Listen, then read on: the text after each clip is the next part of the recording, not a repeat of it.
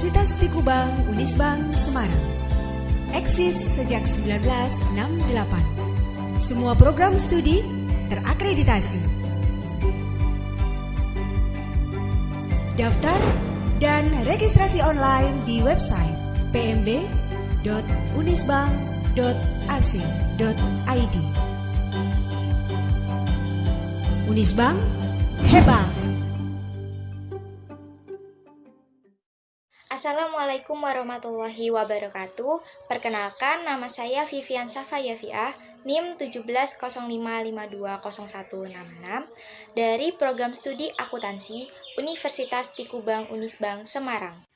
Tujuan saya membuat video ini untuk memenuhi ujian akhir semester pada mata kuliah Audit Investigasi. Pada video kali ini, saya akan membuat presentasi mengenai audit investigasi dengan teknik audit. Sebelum kita mulai video kali ini, alangkah lebih baiknya kita berdoa terlebih dahulu agar ilmu yang saya sampaikan kali ini dapat bermanfaat bagi teman-teman semua yang menonton video ini. Berdoa, mulai. Berdoa selesai. Halo teman-teman, pada kali ini saya akan mulai membahas mengenai audit investigasi dengan teknik audit. Sebelum masuk ke materi tersebut, saya akan memberi sedikit pengantar mengenai apa itu audit umum dan keuangan dan audit investigatif.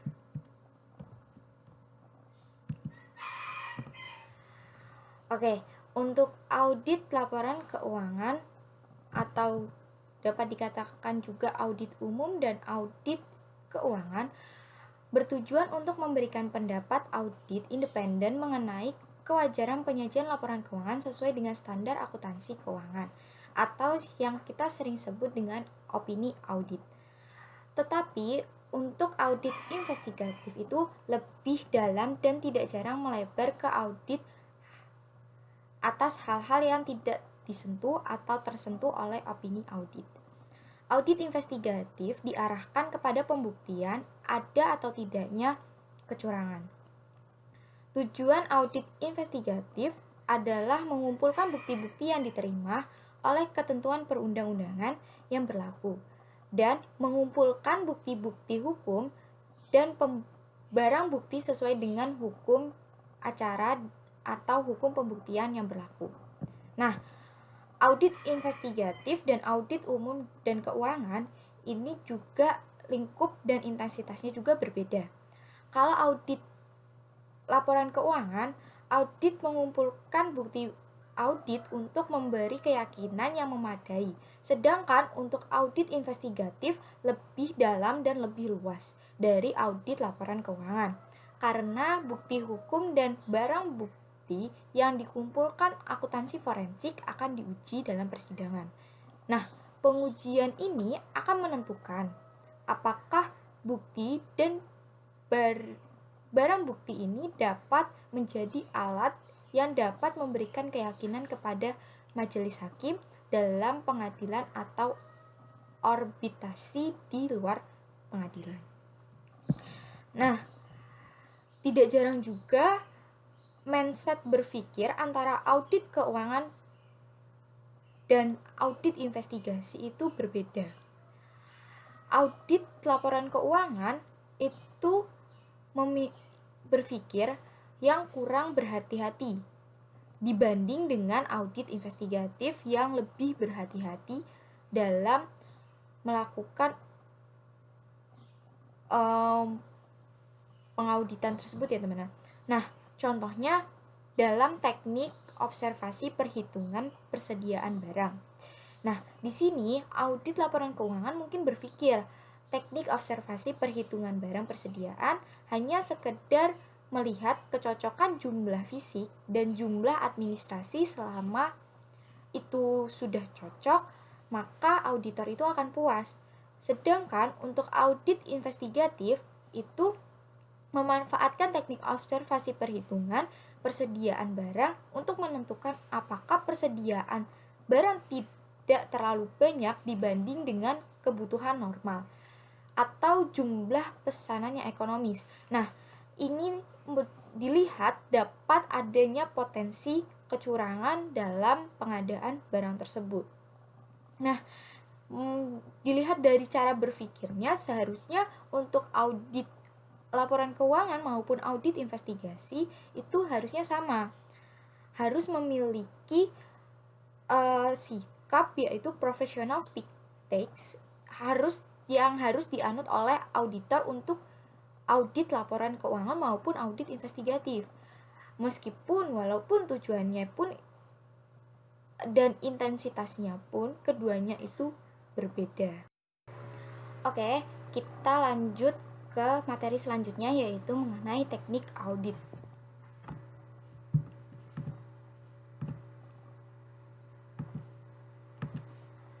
Teknik audit adalah cara-cara yang dipakai dalam mengaudit kewajaran penyajian laporan keuangan. Hasil dari penerapan teknik audit adalah bukti audit. Nah, teknik audit itu terdapat 7. Yang pertama ada memeriksa fisik atau physical examination. Kemudian yang kedua ada memeriksa konfirmasi atau confirmation. Yang ketiga ada memeriksa dokumen atau documentation. Yang keempat ada review analitik atau analisis review atau analytic review. Yang kelima ada meminta informasi lisan dan tulisan dari audit atau occurrence of the audit. Kemudian yang keenam ada menghitung kembali atau report formation. Yang terakhir ada mengamati atau observasi. Nah, teknik-teknik audit ini dapat diterapkan dalam audit umum maupun audit investigatif. Dalam audit umum, bukti-bukti yang dikumpulkan itu untuk mendukung pendapat auditor independen. Sedangkan dalam audit investigatif, teknik-teknik audit ini bersifat eksploratif atau mencari wilayah garapan atau probik maupun pendalaman. Nah, teknik teknik audit ini relatif sederhana diterapkan dalam audit investigatif. Nah, dalam audit investigatif tadi kan bersifat eksploratif dari teknik untuk audit investigatif. Nah, dapat diumpamakan menurut Davian dalam bukunya diibaratkan seperti kita orang memancing, di mana memancing itu bukan sekedar memasang umpan pada kail dan melemparnya ke tali pancing sambil mengharapkan ikan akan datang. Mungkin bisa saja ikan tersebut datang dan memakan umpan. Banyak juga auditor mencoba menangkap kecurangan dengan cara yang sama. Misalnya sebagai contoh, pemancing tersebut yang terampil mulai bertanya pada dirinya, ikan apa yang akan dipancing hari ini. Untuk ikan yang berbeda ada pancingan yang berbeda, ada umpan yang berbeda juga dan lokasi yang berbeda juga. Jadi dalam menguak suatu kecurangan, kita harus tahu kapan dan kondisi di mana apa saja topik yang akan kita gunakan untuk nanti mencari informasi mengenai kecurangan tersebut dan lokasinya di mana untuk dapat mendapat informasi mengenai kecurangan tersebut. Oke, bakal saya bahas satu persatu, dimulai dari memeriksa dan mengamati. Dalam memeriksa fisik atau physical action machine lazimnya dapat diartikan yaitu perhitungan uang tunai, kertas berharga, persediaan barang, aset tetap, dan barang berwujud lainnya. Nah, untuk mengamati, yaitu mengamati sering diartikan sebagai pemanfaatan indera kita untuk melihat sesuatu biasa salah satu atau beberapa indera sekaligus. Nah, untuk pemeriksaan dan pengamatan ini dapat dibagi menjadi beberapa kelompok. Yang pertama ada inventaris atau open-name. Nah, inventaris atau open-name ini adalah pemeriksaan fisik yang menghitung fisik barang, nilai kondisi, apa kondisi itu baik atau kurang baik atau rusak, serta membandingkan dengan saldo menurut buku atau administrasi, kemudian mencari sebab-sebab terjadinya perbedaan apabila adanya perbedaan. Hasil opt-name ini biasanya dituangkan dalam surat berita acara atau BA. Teknik audit inventaris dapat diterapkan misalnya dalam barang inventaris, perabotan kantor, kebun ataupun tamak kas persediaan barang dan sejauh adanya fisiknya tersebut. Kemudian yang kedua ada inspeksi. Inspeksi adalah meneliti secara langsung ke tempat kejadian tersebut, yang lazim pula disebut dengan on the spot inspection, yang dilakukan secara rinci dan teliti, di mana inspeksi ini sering dilakukan dengan waktu yang dadakan ya. Inspeksi meliputi pemeriksaan yang rinci terhadap dokumen, catatan, serta pemeriksaan sumber daya yang berwujud. Inspeksi sering digunakan untuk mengumpulkan atau mengevaluasi bukti baik bottom up maupun top down, di mana dengan melakukan inspeksi ini atas dokumen, auditor dapat meneliti ketetapan persyaratan dalam faktur atau kontrak yang memerlukan pengujian bottom up atas akuntansi transaksi tersebut. Pada saat yang sama juga, auditor seringkali mempertimbangkan implementasi bukti dan konteks pemahaman faktor-faktor ekonomi dan persaingan entitas. Contohnya dalam kegiatan inspeksi adalah pemeriksa terhadap bukti-bukti transaksi ya seperti rekening bank, kwitansi, tanda terima, untuk mengevaluasi apakah transaksi yang dilakukan tersebut sesuai dengan anggaran yang telah ditetapkan tadi. Kemudian yang ketiga ada pengamatan atau surveillance, adalah peninjauan suatu objek, fakta, fisik, kegiatan, penggerakan seseorang atau sekelompok orang yang merupakan bagian dari suatu tindak kecurangan secara berhati-hati dan kontinu selama kurun waktu tertentu untuk membuktikan suatu keadaan tersebut atau masalah tersebut, yang bersandar pada penggunaan indera manusia seperti indera pendengaran, penglihatan, kecermatan, dan pengetahuan auditor. Teknik ini sering dilakukan dari jarak jauh dan tanpa disadari oleh pihak yang diamati. Nah, observasi juga itu dalam mengamati, observasi juga memiliki kelemahan karena terdapat resiko bawaan seperti karyawan klien yang terlibat dalam aktivitas yang sedang diobservasi telah menyadari bahwa kehadiran auditor, sehingga pada saat dilakukannya observasi, karyawan akan mengubah perilaku dengan melaksanakan tanggung jawabnya sesuai dengan yang kebijakan perusahaan. Maka dari itu, auditor wajib untuk menindaklanjuti berbagai kesan pertama yang dapat berbagai bukti audit lainnya yang bersifat nyata. Nah, observasi juga merupakan suatu hal yang berbeda dari pengujian fisik. Observasi dilakukan pada aktivitas klien untuk mengetahui siapa mereka atau bagaimana dan kapan mereka melakukan sedang pengujian fisik melibatkan perhitungan atau aktiva tertentu.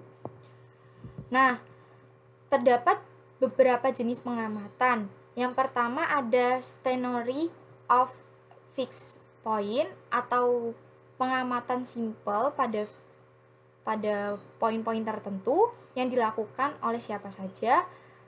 Yang pengamatan ini tuh investigator harus memastikan lokasi kegiatan yang diamati dan mengantisipasi berbagai kegiatan yang mungkin terjadi dalam kegiatan tersebut serta mencatat secara detail keseluruhan aktivitas yang melibatkan tersangka pelaku kecurangan tersebut. Kayak melakukan dalam video atau rekaman seperti itu. Kemudian ada moving or tailing. Moving or tailing ini merupakan pengamatan secara mobile atau bergerak yang sering kita sebut juga membuntuti aktivitas yang diduga pelaku. Seringkali memiliki resiko yang lebih besar dibanding statutory servant. Contohnya jika ada auditor internal yang ditebak pada saat membuntuti seseorang terduga pelaku kecurangan, resiko kegagalan pengamatan jenis ini tinggi karena kan mereka mengikuti pelaku secara berkala gitu ya, dibuntuti ya gitu teman-teman. Jadi bisa sewaktu-waktu ketahuan. Kemudian ada electronic surveillance di mana penggunaan alat elektronik untuk pengamatan menggunakan seperti kamera, video seringkali digunakan ini untuk penyadapan yang bentuk lain ini adalah salah satu bentuk lain dari pengamatan. Kemudian ada convert of under over optimals atau penyamaran di mana kegiatan yang ilegal dapat diperbolehkan untuk mengamati suatu aktivitas seseorang atau kelompok untuk orang secara diam-diam. Nah, untuk ini itu dapat diketahui bahwa kita dapat mencari bukti-bukti yang dapat berguna untuk kasus tertentu. Dari pengamatan tersebut kita memperoleh bukti-bukti fisik yang dapat berguna untuk pembuktian pada nanti saat persidangan. Nah, sebagai contoh untuk pengamatan dan pemeriksaan fisik ada contoh konkret yang terjadi seperti contohnya dari kunjungan ke lokasi yang terkena dampak sumber lumpur panas di Ponorogo, Sidoarjo tahun 2008. Investigator menyaksikan sendiri apa yang terjadi dan luas musibah ini. Ini salah satu bentuk pemahaman investigator mempunyai bayangan. Pemahaman ini penting ketika nanti ia akan membaca laporan para ahli secara rinci tentang luasnya kerusakan dan besarnya kerugian yang dialami. Seperti itu untuk contoh dalam memeriksa fisik dan mengamati. Oke, kita lanjut mengenai pembahasan yang selanjutnya itu mengamati, meminta informasi dan konfirmasi. Meminta konfirmasi dan informasi itu ada, untuk meminta informasi ada dua, yaitu informasi secara lisan maupun informasi secara tulisan. Nah, ini merupakan prosedur yang biasa dilakukan auditor, di mana pertanyaannya apakah dalam audit investigasi hal ini perlu dilakukan? Apakah sebenarnya kita tidak meminta informasi supaya yang diperiksa tidak mengetahui apa yang kita cari, atau yang bersangkutan juga mempunyai kepentingan dalam peluang untuk berbohong. Seperti dalam audit, juga dalam audit investigasi itu permintaan harus dibarengi dengan diperkuatnya atau dikolaborasikan dengan informasi dari sumber lain atau memperkuat dengan cara lain. Di mana dalam permintaan keterangan dapat dilakukan untuk menggantikan informasi tertentu dari berbagai pihak yang berkompeten. Pihak yang berkompeten biasanya berarti kayak seperti pegawai pegawai, pejabat audit yang berkaitan dengan permasalahan atau pihak ketiga termasuk para spesialis atau profesional suatu bidang ilmu. Teknik ini dapat digunakan dengan mengajukan secara tertulis maupun secara lisan. Permintaan informasi secara tertulis dapat dilakukan dengan seperti wawancara, kuesioner, atau menulis surat permintaan informasi. Untuk teknik wawancara sendiri, saya sudah menjelaskan pada video sebelumnya.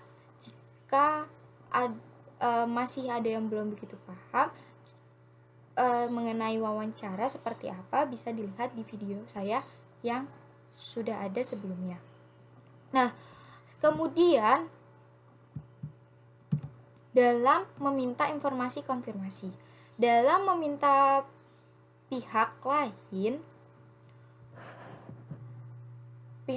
yang untuk menegaskan apakah benar atau ketidakbenaran suatu informasi. Dalam audit, teknik ini umumnya diterapkan untuk mendapatkan kepastian mengenai saldo utang piutang.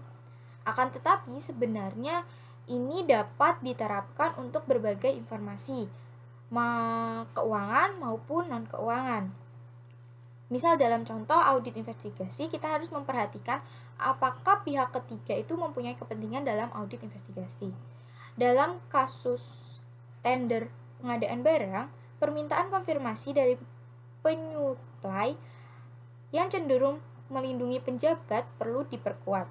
Misalnya dengan contoh konfirmasi dari Direktur Jenderal Bea Cukai jika kalau barang itu dilakukannya import. Nah, konfirmasi ini juga dapat dilakukan lisan, yaitu dengan cara wawancara juga kepada pihak yang bersangkutan, atau dapat dilakukan secara tertulis dengan mengirim surat konfirmasi. Dalam konfirmasi, jawaban harus diterima langsung atau oleh auditor. Jika konfirmasi dilakukan secara tertulis, maka ditegaskan bahwa jawaban agar dialamatkan kepada auditor. Surat permintaan konfirmasi seperti respon dan sebaliknya ditandatangan oleh audit. Nah, seperti contoh dalam kegiatan konfirmasi adalah meminta keterangan kepada bendahara pengeluar terkait bukti-bukti transaksi pembelian yang pengalokasian anggarannya itu telah dilakukan. Kegiatan ini dilakukan untuk melihat apakah bukti transaksi tersebut fiktif atau benar adanya. Seperti itu. Selanjutnya, saya akan membahas mengenai memeriksa dokumen. Memeriksa dokumen dapat dibagi menjadi dua jenis, yaitu dokumen internal maupun eksternal. Kalau dokumen internal adalah dokumen yang dipersiapkan dan digunakan dalam organisasi klien yang disampaikan tanpa pernah disampaikan kepada pihak di luar organisasi. Contoh seperti laporan jam kerja karyawan dan laporan permintaan persediaan. Sedangkan untuk dokumen eksternal adalah dokumen yang ditandatangani oleh pihak luar organisasi yang diwakilkan para klien dalam melakukan transaksi. Tetapi dokumen ini dapat dengan mudah diakses oleh klien dengan segera. Contohnya faktur dari pemasok, poli asuransi, dan lain sebagainya. Nah, dokumen eksternal ini memiliki tingkat kepercayaan yang lebih tinggi sehingga lebih dapat diandalkan daripada dokumen internal. Karena dokumen eksternal pernah berada di tangan klien maupun pihak lain sebagai lawan transaksi klien. Oke, teknik audit yang dapat digunakan untuk mengumpulkan bukti dokumen yaitu dengan cara yang pertama ada verifikasi. Verifikasi itu adalah pengujian secara rinci dan teliti tentang kebenaran ketelitian perhitungan, keahlian pembukuan, pemikiran dan eksternal suatu dokumen. Verifikasi ini mencakup teknik-teknik audit lain yang mengumpulkan dan mengevaluasi dokumen. Kemudian adanya pemeriksaan bukti pendukung atau vouching. Nah, pada pemeriksaan bukti pendukung ini dapat pemilihan antara ayat jurnal dalam mencatat akuntansi atau mendapatkan serta dokumen yang digunakan sebagai dasar ayat jurnal tersebut untuk menentukan validitas atau ketelitian pencatatan akuntansi. Kemudian ada penelusuran atau tracking. Tracking dan penelusuran adalah terkait audit dalam menelusuri suatu bukti transaksi menuju ke penyajian informasi. Dalam suatu dokumen, teknik audit merupakan cara perolehan bukti dalam arah pengujian yang terbalik dengan teknik vouching. Kalau untuk dalam penelusuran seringkali disebut adalah penelusuran ulang auditor, yaitu memilih dokumen yang dibuat pada saat transaksi dilaksanakan dan menentukan bahwa informasi yang diberikan oleh dokumen tersebut telah dicatat dengan benar dalam catatan akuntansi. Kemudian adanya scanning, yaitu pemeriksaan terhadap dokumen yang kurang terperinci untuk menentukan apakah terdapat hal yang tidak bisa yang memerlukan investigasi lebih lanjut. Selanjutnya ada rekonsiliasi, yaitu mencocokkan dua data yang terpisah mengenai hal yang sama yang dikerjakan oleh instansi yang berbeda. Tujuan dari teknik audit ini untuk memperoleh jumlah yang seharusnya atau jumlah yang benar mengenai suatu hal tertentu. Kebanyakan teknik investigatif ini melibatkan berbagai cara melakukan dokumen fisik ataupun mencatat komputer yang telah dimanipulasi. Kemudian adanya dokumen-dokumen informasi yang sangat penting pada saat dilakukannya investigasi atas suatu kecurangan. Nah, pada ini kita akan membahas review analitik. Dalam review analitik terdapat 7 teknik, yaitu yang pertama ada Bettreis-Feiglers dan Zein-Feiglers. Kedua ada membandingkan anggaran dengan rekonsiliasi. Yang ketiga ada analisis vertikal dan horizontal. Yang keempat adalah hubungan antara satu data keuangan dengan data keuangan lain. Selanjutnya ada menggunakan data non-keuangan. Kemudian ada regresi dan analisis tren. Yang ketujuh adanya menggunakan indikator ekonomi makro.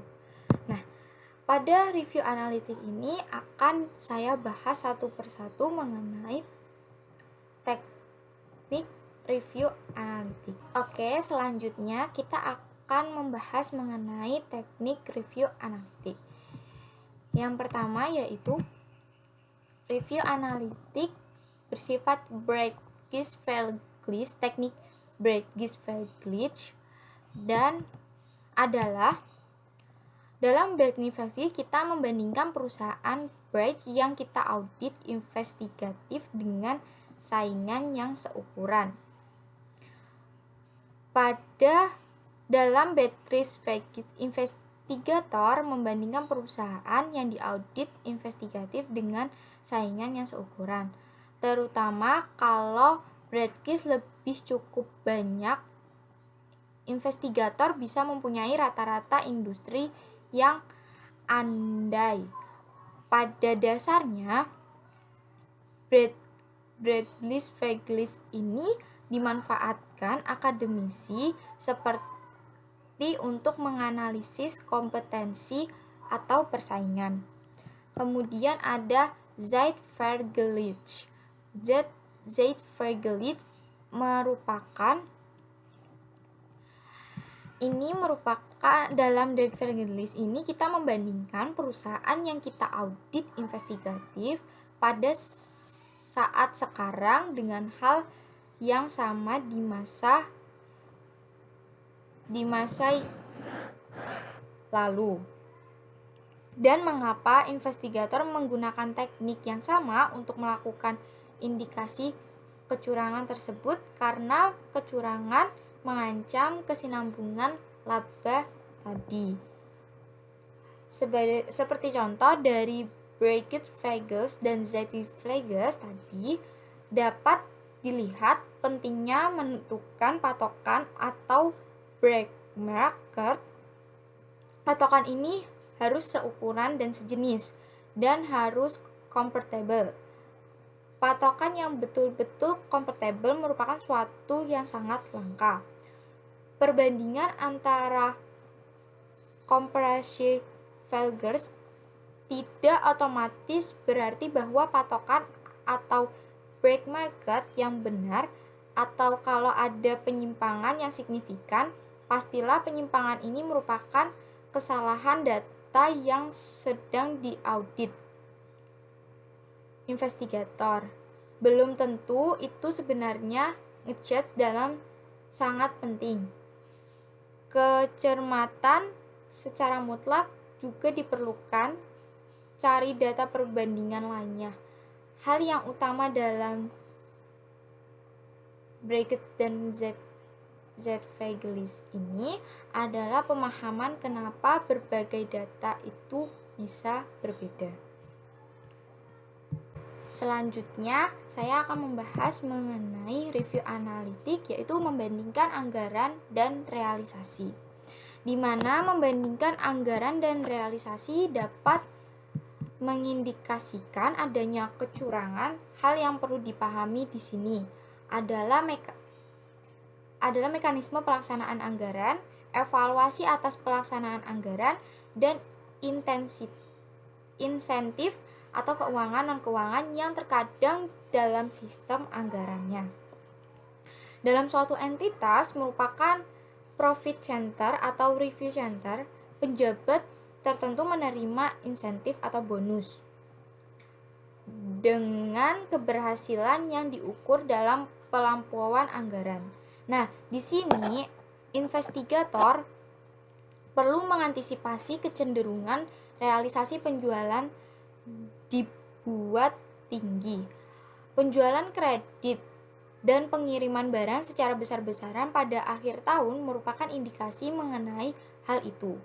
Pengembalian barang sesudah akhir tahun memperkuat indikasi adanya kecurangan. Seperti di sektor publik pada tahun 2005 sampai 2006 terlihat hal yang sebaliknya. Pemerintah mengeluh soal rendahnya penyerapan anggaran. Adanya kambing hitam kali ini, sistem anggaran yang berubah, kinerja KPK dan pengadilan kasus korupsi yang mengelabui membuatnya para penjabat enggan menjadi pemimpin proyek. Meskipun contoh ini terbalik dari contoh sebelumnya, penjelasan yang sama ada atau tidaknya insentif. Insentif itu tidak perlu berupa keuangan seperti bonus. Mempertahankan atau mengayomi jabatan seseorang bisa menjadi salah satu insentif. Dalam perusahaan yang berkecimpung di bidang teknologi, Dewan Komisaris berupaya menjatuhkan anggota direksi dengan mempertahankan kenapa anggaran modal untuk mendapatkan peralatan berteknologi tinggi belum juga direalisasi. Investigator perlu memahami kepentingan kedua kubu ini.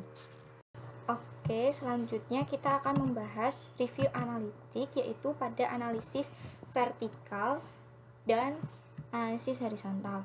Untuk analisis vertikal itu sendiri, analisis vertikal menunjukkan rasio antara satu akun dengan akun lain dalam laporan keuangan untuk tahun yang sama. Seperti contoh pada gambar di atas, yaitu persentase antara jumlah aset lancar dan pada tahun 2016 sendiri dan pada tahun 2015 sendiri. Sedangkan untuk analisis horizontal, yaitu analisis yang menunjukkan perubahan kenaikan atau penurunan suatu akun dalam suatu tahun periode dibandingkan tahun periode sebelumnya atau periode berikutnya. Untuk analisis vertikal dan horizontal merupakan analisis rasio laporan keuangan, di mana yang tadi sudah dijelaskan, analisis vertikal itu pada laporan keuangan pada tahun yang sama, sedangkan untuk analisis horizontal itu pada perubahan kenaikan turun suatu akun dalam periode sebelumnya atau periode selanjutnya dibandingkan dengan periode selanjutnya. Untuk contoh analisis vertikal contohnya dalam laporan laba rugi itu bisa dibandingkan dengan analisis rasio antara biaya penjualan dengan biaya penjualan, kemudian rasio antara biaya administrasi dengan penjualan, dan seterusnya. Analisis ini bisa disebut vertikal karena angka-angka yang dibandingkan itu terletak secara vertikal dalam laporan keuangan. Kemudian kalau untuk dalam analisis vertikal dapat dilakukan untuk neraca. Akun-akun neraca dapat dibandingkan misalnya dengan jumlah aset. Nah, seperti yang ada pada contoh itu termasuk dalam akun neraca. Dengan analisis vertikal, investigator dapat mengubah angka laporan keuangan dari nilai menjadi angka-angka dalam presentase. Laporan keuangan dalam presentasi ini disebut laporan keuangan berukuran sama. Ada neraca yang berukuran sama, laporan laba rugi berukuran sama, dan laporan arus kas yang berukuran sama. Nah, manfaatnya adalah dalam membandingkan perusahaan sejenis yang mempunyai ukuran yang berbeda. Misalnya, suatu investigator ingin membandingkan perusahaan obat-obatan. Perusahaan A mempunyai omset 100 miliar, sedangkan perusahaan B hanya 10 triliun. Investigator bisa mengabaikan nilai rupiah dari kedua perusahaan ini karena ia ingin mengetahui apakah laba kotor sebagai persentase dari penjualan untuk perusahaan A lebih besar atau kecil dari perusahaan B. Nah, untuk analisis horizontal sendiri itu kan menunjukkan perubahan kenaikan atau penurunan dibanding tahun periode sebelumnya atau tahun periode berikutnya. Nah, analisis ini tidak lain dari Zednel-Fakeley yang dibahas tadi sebelumnya. Nah, angka-angka ini untuk akun yang sama dari tahun periode sebelumnya atau tahun periode berikutnya. Dalam penyajian keuangan disajikan berdampingan. Maka dari itu dapat dikatakan bahwa analisis ini merupakan analisis horizontal. Selanjutnya saya akan membahas mengenai hubungan antara satu data keuangan dengan data keuangan lain. Review analisis hubungan antara satu data dengan data keuangan lain. Hubungan antara satu data keuangan dengan data keuangan lain ini menggunakan beberapa akun, baik dalam sesuatu maupun beberapa laporan keuangan bisa mempunyai keterkaitan yang dapat dimanfaatkan untuk mereview analitik. Contohnya dalam angka penjualan dengan piutang dan dengan piutang dan persediaan rata-rata, angka penjualan dengan bonus tagihan penjualan, penghasilan bunga dengan saldo rata-rata tabungan, dan seterusnya. Kemudian saya akan membahas mengenai review analitik pada menggunakan data non-keuangan. Review analitik dalam mengenal pola hubungan relationship partner. Pola hubungan ini tidak mesti hanya antara satu data keuangan dengan data keuangan lain. Pola hubungan non-keuangan pun bisa bermacam-macam. Review analitik sering dilakukan dengan hitungan cepat untuk mengetahui keganjilan.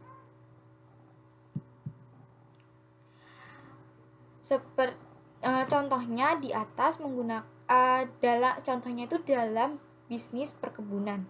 Ada hubungan antara jumlah pupuk yang digunakan dalam hasil produksi atau panen, angka masuk maupun angka keluar dinyatakan dalam suatu non-keuangan, seperti jumlah ton untuk pupuk sawit. Kemudian, misal dalam contoh di pabrik gula, ada ukuran antara jumlah ton tebu yang masuk ke pabrik dan jumlah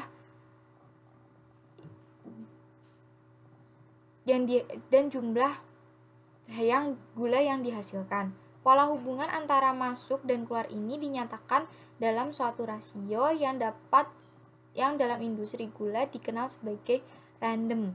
Perhitungan serupa dapat dilihat dari industri, contohnya seperti kayu lapis. Rasio digunakan untuk berbagai industri. Bermacam-macam rasio yang dapat digunakan bagi industri, bahkan industri-industri yang peringkatnya mengembangkan dan menyebarkan rasio industri. Contoh dalam perusahaan penerbangan, Garuda mendapatkan hasil yang sangat signifikan dari perjalanan haji. Data yang penting, jumlah calon haji yang diterbangkan dapat diperoleh dari sumber internal maupun eksternal Garuda. Contoh lagi dalam penerimaan negara bukan pajak atau PNBP dikonsultasikan di Indonesia, di luar negeri, maupun hubungan linier dengan banyaknya visa yang diterbangkan. Analisis review ini sering dilakukan dengan perhitungan cepat untuk menunjukkan keganjilan. Seseorang banker mencatat informasi yang diterima dari calon nasabah kredit. Dengan cepat, ia menentukan bahwa pabrik berkapasitas besar di lokasi yang terisolasi tidak ada bisa beroperasi karena bukannya tidak akan cukup semua data untuk membuat kesimpulan ini diperoleh selama makan siang dengan calon debitur. Contohnya seperti itu. Selanjutnya ada review analisis regensi atau analisis tren. Dengan data horizontal yang memadai, review analitik dapat menggunakan tren berbagai perangkat lunak, mempermudah hitungan dan grafik. Misalnya, contoh star perangkat lunak atau depth yang disebut seperti di atas tadi. Kemudian ada review analitik menggunakan indikator ekonomi makro. Adanya hubungan antara besarnya pajak penghasilan yang diperoleh dalam satu tahun dengan indikator-indikator ekonomi. Keandalan perumusan ekonomimetri akan membantu auditor atau investigator memulai data agri tanpa harus memasuki pemeriksaan SPT sebagai langkah pertama. Dalam adanya hubungan besarnya pajak penghasilan yang diperoleh dalam suatu tahun dengan indikator ekonomi, contohnya seperti inflasi, tingkat pengangguran, cadangan visa, indikator ekonomi negara-negara yang menjadi parlemen perdagangan Indonesia, harga minyak mentah, dan komoditi lainnya. Sedangkan untuk keandalan perumusan ekonomi makro akan membantu auditor dalam investigator itu sebagai langkah pertama. Kalau adanya indikasi kuat, baru dilanjutkan ke dalam pemeriksaan SPT dan net working method atau explanation method. Oke, selanjutnya saya akan membahas mengenai teknik audit, yaitu menghitung kembali. Pada audit, teknik menghitung kembali atau report firm tidak lain dari mengecek kembali perhitungan. Ini prosedur yang sangat lazim. Biasanya tugas ini diberikan kepada seseorang yang baru mulai bekerja sebagai auditor.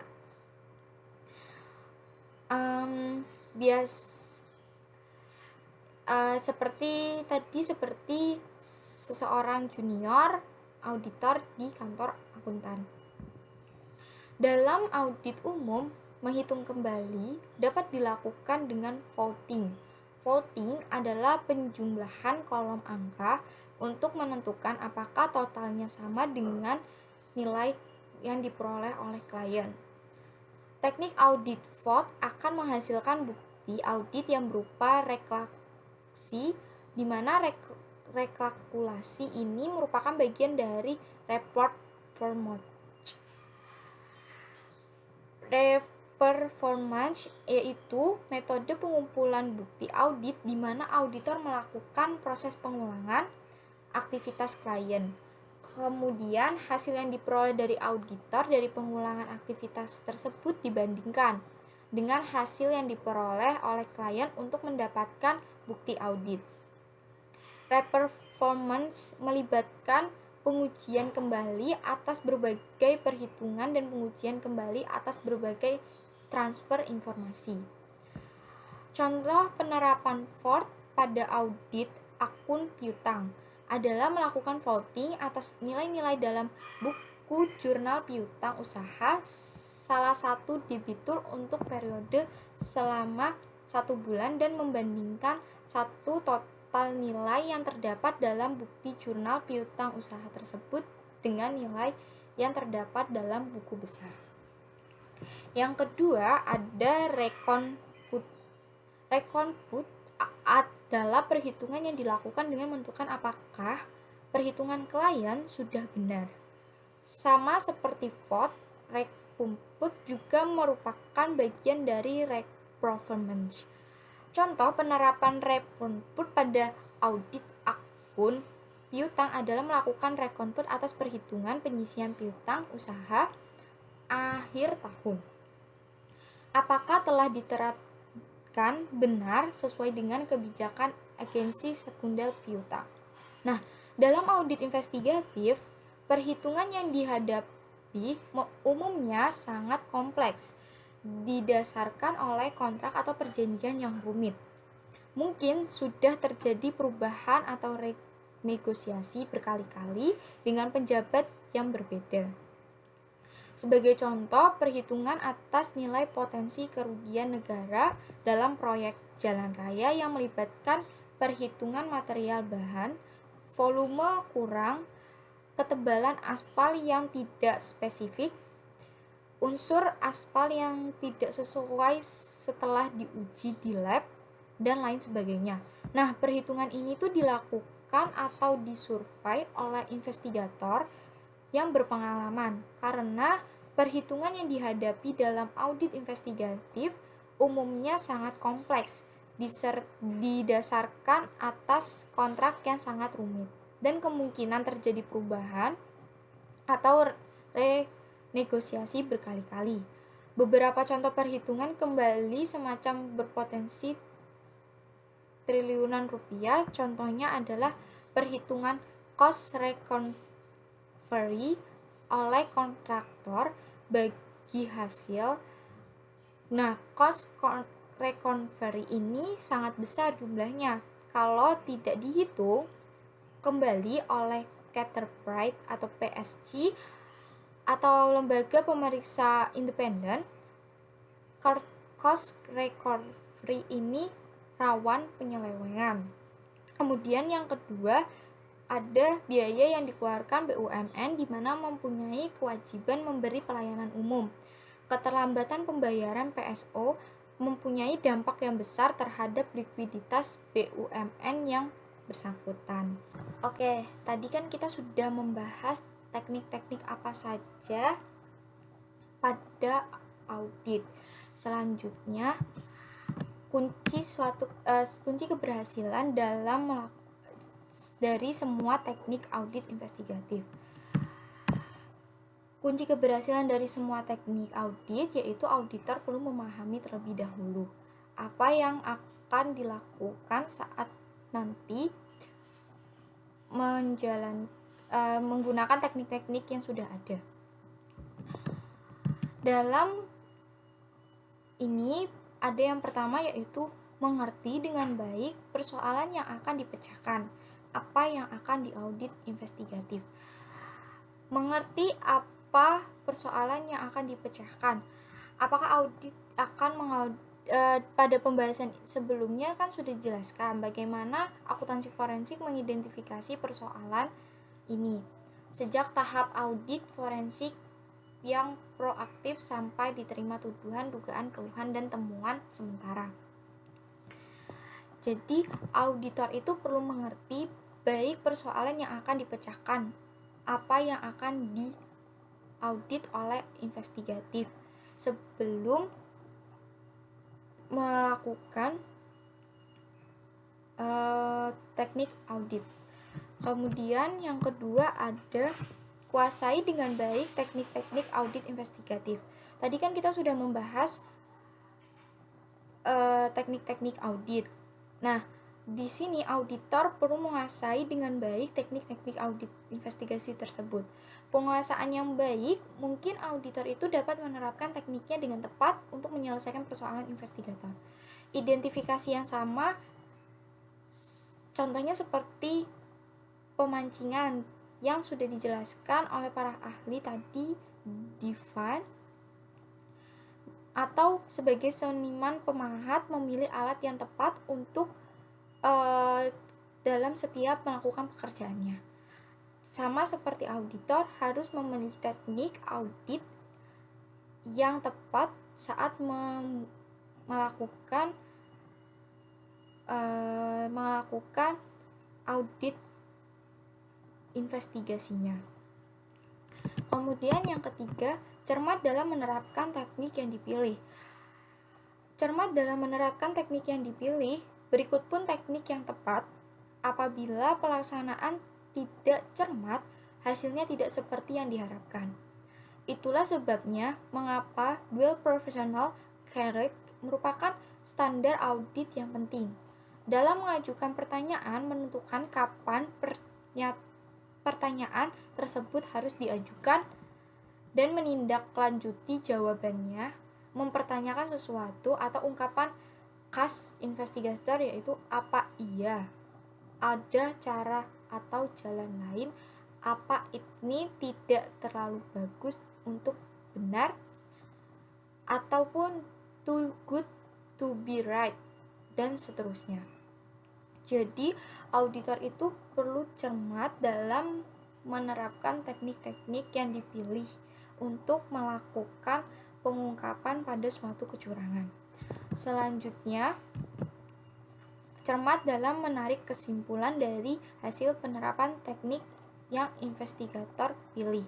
Jadi, auditor perlu memilih dengan cermat dan dapat menarik kesimpulannya dari hasil penerapan teknik yang digunakan investigator tersebut untuk investigator tersebut. Temuan yang kelihatan sepele di tangan penyelidik yang mempunyai pengetahuan dan pengalaman yang luas merupakan bukti yang kuat dalam proses pengadilan kecermatan dalam penafsiran temuan jenis terlihat dalam komputer forensik. Jadi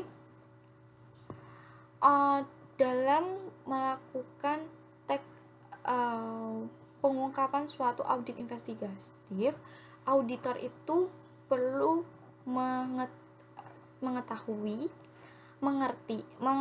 mengerti dengan baik persoalan yang akan dipecahkan dalam audit investigatif. Jadi jika auditor sudah tahu persoalan apa yang akan dipecahkan, maka auditor selanjutnya harus menguasai dengan baik teknik-teknik audit investigasi.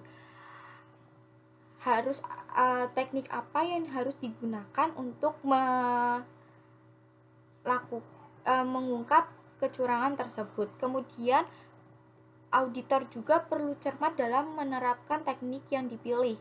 Jadi auditor itu harus pintar dan cermat memilih teknik audit yang harus digunakan untuk mendapatkan informasi dalam kecurangan tersebut. Kemudian audit juga harus dapat menyimpulkan apa saja sih hasil dari penerapan teknik investigator. Jadi auditor itu perlu dalam menarik kesimpulan itu harus cepat dan harus mengetahui dalam penafsiran temuannya itu jelas terlihat dalam komputer forensik. Yang presentasi dari saya dalam pemaparan presentasi audit investigasi dengan teknik audit. Saya ada sedikit kata-kata motivasi buat teman-teman. Ketika ada seseorang yang meragukanmu, anggap saja sebagai penyemangatmu. Yang harus kamu lakukan adalah bangkit dan percaya pada dirimu sendiri dan buktikan kepada mereka kemampuanmu. Sekian presentasi materi mengenai audit investigasi dengan teknik audit. Saya mohon maaf jika ada kesalahan. Dan terima kasih buat teman-teman yang sudah menonton. Semoga video kali ini bermanfaat bagi teman-teman semua. Sekian akhir kata. Wassalamualaikum warahmatullahi wabarakatuh.